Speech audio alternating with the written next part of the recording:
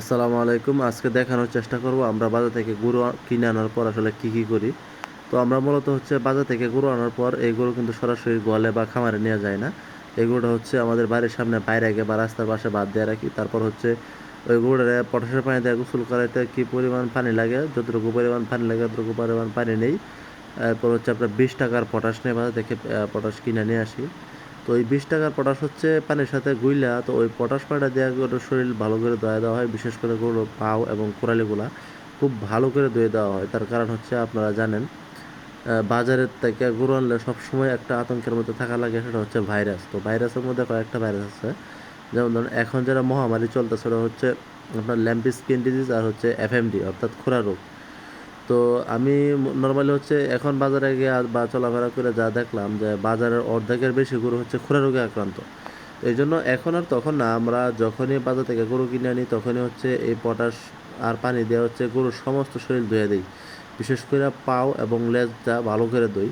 তো সমস্ত শরীর ধোয়া দেওয়ার কারণে হচ্ছে যেটা হয় কি, আপনার শরীরে হোক নিচে হোক উপরে হোক যে জায়গায় হোক জীবাণুগুলো থাকে, সেই জীবাণুগুলো হচ্ছে আপনার কাইটা যায়, কোনো প্রকার জীবাণু আর শরীরে থাকে না।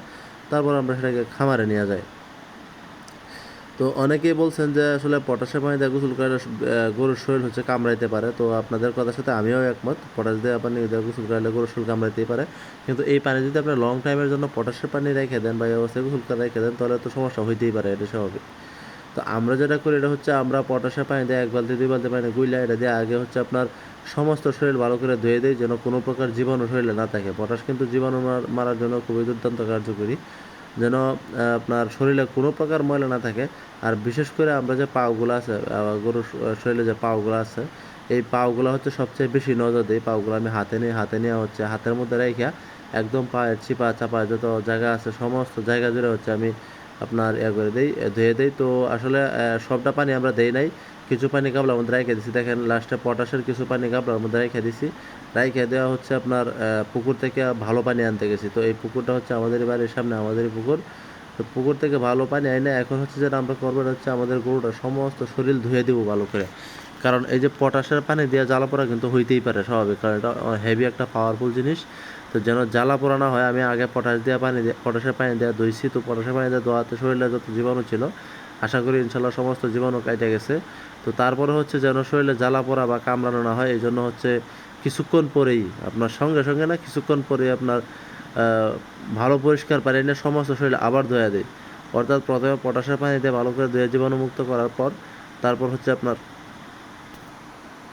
গরুর শরীরটা যেন না কামড়ায় বা না জ্বালাপোড়া করে, এই জন্য হচ্ছে পরিষ্কার পানি নিয়ে আসে, পরিষ্কার পানি দিয়ে গরুটার শরীরটা খুব ভালো করে ধুয়ে নিই। কারণ হচ্ছে আপনার ধুয়ে নিলে হচ্ছে পটাশের পানিটা আপনার চলে যায়। তো চলে যাওয়ার আগে জীবাণু যা মারে। তারপর ওই যে রেখে দিয়েছিলাম হচ্ছে পটাশের পানি, ওইটা আবার দিব কোথায় দেবো, এখন আর শরীরে দিব না। এখন হচ্ছে কুড়াগুলো ভালো করে ভিজাই দেবো। কারণ হচ্ছে আমরা ভালো পানি দিয়ে পরিষ্কার করার পরে কিন্তু আপনার মেডিসিনটা যেটা ছিল সবটা চলে গেছে।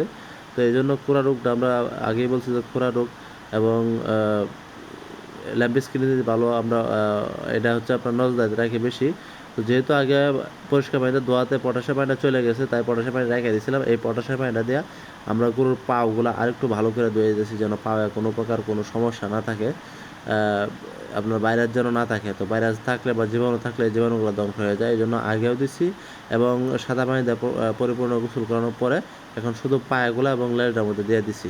তো মূলত ভাইরাস পা এবং লেজে আক্রমণ করে।